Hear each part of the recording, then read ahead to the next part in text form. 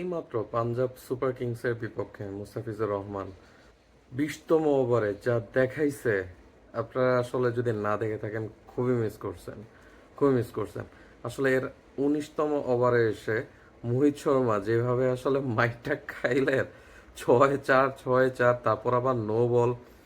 এই এরপরে এসে মুস্তাফিজুর রহমান এইভাবে কামব্যাক করবে আসলে আমরা কেউ এক্সপেক্ট করতে পারি নাই। আমরা ভাবছিলাম যে মুস্তাফিজ এই ওভারে এসে অ্যাটলিস্ট 15টা রান দিবে, কিন্তু মুস্তাফিজুর রহমান তার ম্যাজিকটা দেখায় দিছে। মানে মুস্তাফিজুর রহমান আসলে যে কেন সেরা, এটা আসলে এই ওভারে আবারও প্রমাণিত হয়েছে। 20তম ওভারে এসে উইকেট প্লাস মাত্র 10 রান দিয়ে এই টোটাল ম্যাচটাকে কমায় রাখছে। নয়তো এইটা 210 থেকে 220-এর মধ্যে মাস্ট যাইতো। যাই হোক, যারা এই ম্যাচটা মিস করছেন, মুস্তাফিজুর রহমানের লাস্ট ওভারটা মিস করছেন, তারা অবশ্যই এই খেলাটার অ্যাটলিস্ট মুস্তাফিজুর রহমানের ওভারটা দেখার জন্য হলো এর হাইলাইটসটা দেখে নেবেন।